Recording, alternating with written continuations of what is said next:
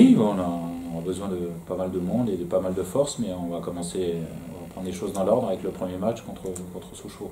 Voilà. Mais c'est vrai que c'est une chose il faut tenir compte de l'enchaînement des matchs, avec un match en retard qui sera aussi important contre Niort, mais on va déjà se concentrer et voir l'état des troupes qu'on peut avoir pour demain.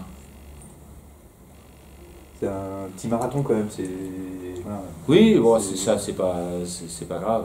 Seulement, il ne faut pas qu'on ait beaucoup de pépins parce que on est, voilà, pas trop gâté quand même. Ouais.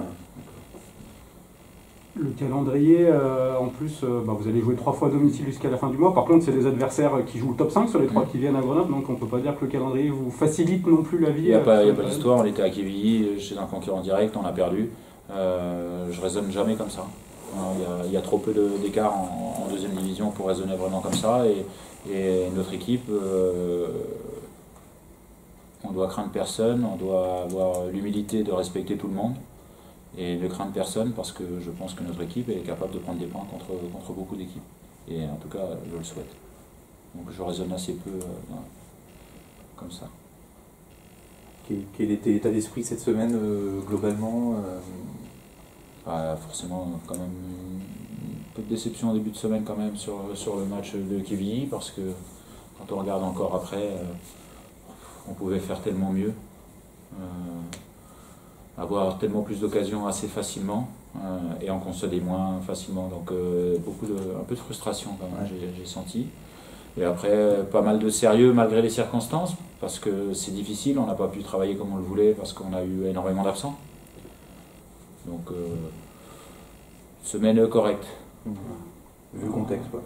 Oui, et puis après, au niveau du dynamisme, je trouve que c'est monté crescendo sur la durée de la semaine. Ça revient un peu à la dernière question. Comment vit le groupe en ce moment? Parce que c'est une situation assez compliquée. Il vit bien, ça va. Je pense que... Moi, j'insiste sur le fait qu'il faut qu'ils aient conscience de la situation, pleinement. Mais en même temps, pas de sinistrose, jamais. Et sur ça, il n'y en a pas. Voilà, il n'y a pas de sinistrose du tout. Mais moi, je veux qu'ils soient peut-être un peu plus conscients des enjeux et de la situation. Ça veut dire qu'il faut se mettre dans un état d'esprit un peu particulier quand on joue le maintien, voilà, faut se mettre dans la tête qu'il va falloir batailler. Mais, même quand on joue la montée, je peux vous dire que chaque match, il faut batailler. Celui qui ne lutte pas, qui ne met pas les ingrédients nécessaires pour gagner un match, il ne gagne pas. C'est impossible. Et encore moins quand on joue le maintien. Quand on joue la montée, peut-être que par moment, le talent peut compenser un peu pour obtenir un résultat correct. Mais quand on joue le maintien, non, l'état d'esprit, il est bon. La détermination, elle doit être optimale à chaque moment et à chaque match. C'est là que tu parles souvent des cadres, c'est là que tu comptes aussi sur eux, oui. Notamment pour apporter leur expérience justement oui, selon la situation. beaucoup. Ils répondent présent, on discute, on échange bien, ils sont conscients, je pense, les cadres. Après, il faut dire que je vous ai déjà dit que nous on a besoin d'être un groupe au complet, et actuellement c'est pas le cas. Voilà, donc on doit faire le dos rond, travailler, trouver des solutions, et prendre des points en attendant le retour des joueurs. On a parlé de l'état d'esprit du groupe. Toi, comment tu vis cette situation qui, quand même, depuis que tu es arrivé j'ai fait 3 matchs, ça fait un mois et demi déjà. J'ai fait que 3 matchs, dont 2 seulement sur le banc, donc c'est vraiment très très peu finalement. J'ai l'impression que c'est toujours ma première encore. Ouais. Mais évidemment que j'aurais aimé qu'on ait déjà tout de suite des résultats. On n'était pas loin, même contre Auxerre, parce qu'on a eu quand même le but refusé. À Guingamp, si on a un peu plus de banc, on peut peut-être passer ce match-là. Et à Quevilly, des regrets. Je pense que Quevilly, un peu plus déçu de ce qu'on a proposé à Quevilly quand même. Donc, mais je le vis bien parce que quand il y a un changement d'entraîneur, c'est quand même qu'il y a des choses qui n'allaient pas. Il y avait une dynamique extrêmement négative qui était enclenchée, un classement qui était déjà compromis, on va dire. Et forcément, j'ai récupéré une équipe qui doute. Et c'est pas d'un coup de baguette magique que tout va changer. C'est pas parce qu'on peut gagner le premier match que tout change. Moi, je me fie à ce que je vois à l'entraînement. Le groupe y répond présent. Après, aux difficultés actuelles, de début de saison du club, c'est rajouter actuellement des difficultés d'effectifs. Il faut le reconnaître. il faut le reconnaître, mais encore une fois, je ne veux pas m'en plaindre. Voilà.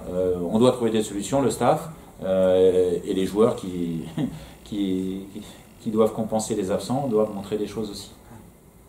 Parce que, je ne sais pas si le terme est bon, mais on a l'impression que tu es un peu obligé de bricoler quand même. Oui, c'est un peu ça, oui. Mais ça fait partie du métier. Et moi, voilà, vous savez, le président, que je bricole ou pas, il faut à un moment qu'on gagne des matchs. C'est comme ça. Et prendre des points, en tout cas, au moins dans ces périodes difficiles. Donc l'objectif, c'est de prendre des points dans les périodes où on doit faire le dos rond. Et comment dire, quel état d'esprit on a, qu'est-ce qu'on met à chaque match, quelle qualité on met. Je suis plutôt satisfait. Il nous manque vraiment des choses quand même offensivement. Ça, c'est une certitude. Sur l'aspect défensif, on a pris 2 buts en 3 matchs. Hein. C'est très correct. C'est du niveau d'une équipe de haut de tableau sur les 3 matchs-là. Même si on rajoute le match que Fred avait fait en intérim à Ajaccio, il y avait eu qu'un but encaissé, ça ferait 3 buts en 4 matchs. Ouais, sauf qu'il y a eu 0 but marqué sur ces matchs-là. Et donc sur ces 4 matchs, finalement, tu prends qu'un point. Alors que tu fais une performance défensive de première partie de tableau sans problème. Et franchement, il faut franchir des étapes sur l'aspect offensif. Voilà. Alors après, je ne veux pas que les attaquants psychotent. On a eu des renforts, on a eu Ngando, Jordan Tell, le petit Sanyang qui est malade, mais en tout cas, déjà Ngando Tell, quand même des joueurs rompus, que ce soit à la Ligue 2 ou en tout cas à la France, au championnat français, pour Jordan qui arrive même de première division, même s'il ne jouait pas tout le temps. C'est des renforts qui vont nous apporter. Mais encore une fois, voilà, j'espère que ça sera le plus rapidement possible qu'ils trouveront le déclic. Mais Axel Ngando, je lui ai posé la question. Ça faisait 11 mois qu'il n'avait pas joué un match. 11 mois qu'il n'avait pas joué avant le match de Kevin et j'ai réussi à lui faire 90 minutes. J'étais ravi de sa performance d'ailleurs, après un arrêt aussi long. Donc voilà, il faut continuer à travailler et s'améliorer. Et je vois des progrès qui se transposent pas forcément dans les buts marqués ou dans les points pris, mais il y a des progrès. Voilà. Et persévérance, voilà. Il faut continuer. Encore et encore. À progresser aussi, hein, parce qu'on ne peut pas s'arrêter là. On est très loin d'être arrivé. Et tu attends quoi? Plus de percussion, plus de profondeur? De la profondeur, de la percussion, de la qualité technique par moment sur certains joueurs. Sur la vidéo, le retour, par exemple, Yorick, à un moment, il a un ballon à donner pour que Jordan il ait un contre 1 avec le gardien. Eh ben, il ne réussit pas cette passe-là. Et lui, avec sa qualité, il doit la réussir. C'était une passe relativement simple pour lui, il doit la réussir. Donc, ce n'est pas que de la profondeur. Je veux aussi des joueurs qui soient capables d'éliminer offensivement, dans la surface ou proche de la surface. Et voilà, Sanyang doit nous apporter ça. Mamad Diallo, qui est revenu de la CAN aussi, doit nous apporter ça aussi. Donc on doit améliorer beaucoup de choses, plus de centres des latéraux, plus de percussions, énormément de choses, plus de frappes des milieux de terrain. On a, franchement, au niveau offensif, je crois que la palette de progrès, elle est extrêmement large. Extrêmement large. Est-ce que tu as quand même déjà vu des progrès sur le Oui, je vois des choses, oui, par rapport à ce que je demande aussi, parce que j'ai des demandes forcément différentes de certains entraîneurs, ou de celui qui était avant. Mais en tout cas, ils essayent, mais voilà, il faut transformer l'essai. Voilà, eux et moi. Est-ce que le sentiment que ce petit but qui arriverait ferait vraiment du bien libérer? Je pense que ça peut libérer, en tout cas ça pourra libérer, mais Yorick il va marquer, Axel il va marquer, il faut qu'on arrive, Jordan va marquer, il faut qu'on arrive à créer les ingrédients pour que ce déclic se passe. Ce déclic complet se passe, parce qu'on avait déjà stoppé la série de défaites qui était lourde pour les joueurs, mais on voit bien que je vous l'avais dit, que c'était qu'une étape et il y en a d'autres à franchir. Est-ce qu'il y a un risque pour les joueurs offensifs, malgré tout, d'un petit blocage psychologique? Oui, j'en parle moins maintenant. Ce que je veux, c'est qu'ils mettent de la détermination, qu'ils essayent de penser à des choses simples, à mettre de l'agressivité au moment de la frappe, c'est pas le moment de faire des panenka, par exemple, c'est ça que je veux dire. Mais en tout cas, de montrer qu'ils ont vraiment envie de marquer. Encore une fois, il y a Ngando, Jordan Tell, eux, ils ne doutent pas forcément, ils viennent d'arriver, il n'y a pas encore de raison. Achille, il a été suspendu 1 mois et demi, et voilà, quasiment, avec ses 3 matchs, plus le Covid, plus la grippe. Mais il revient, et c'est une bonne chose, ça va apporter de la concurrence, de la densité sur le banc de touche aussi. Ça, c'est des choses qui peuvent nous tirer vers le haut.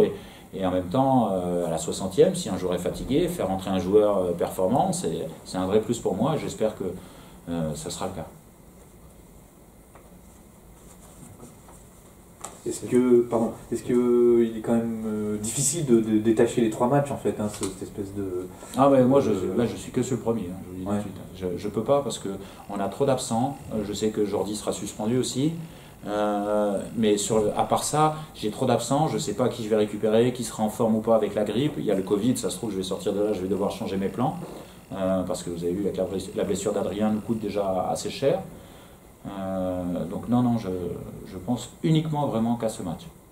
Et en fonction de ce match, de l'état des troupes après ce match, je me mettrai sur le match junior. Et ensuite sur le match de Ligue.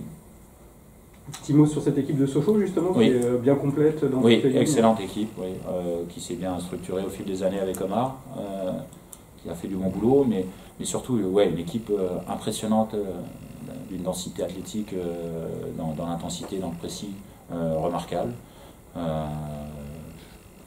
sont pas sur une excellente série, ils font pas mal de matchs nuls ces derniers temps, mais c'est une équipe vraiment de haut tableau de Ligue 2, c'est clair, c'est net. Hein. Franchement, il n'y a aucun souci, c'est vraiment une équipe qui peut faire mal à beaucoup de monde. Un match à domicile, le club va avoir besoin forcément du soutien de ses supporters et surtout que le gouvernement a mis fin aux jauges. Donc forcément oui, ça fait du bien. En tout cas, moi, ça sera ma première, hein, parce que j'ai pas pu contre Auxerre. Le match junior a été reporté. Je crois que le meilleur moyen de s'en sortir, c'est toujours d'une manière collective, quand on est dans une situation difficile. Ça vaut pour nous, le staff, ça vaut pour les joueurs, ça vaut pour l'ensemble du club, et c'est ce qui se passe, moi je vous le dis. Ça se passe comme ça, on est tous très soudés. Et en même temps, il y a les supporters. Et aussi leur soutien, évidemment, aux joueurs, ça peut faire du bien.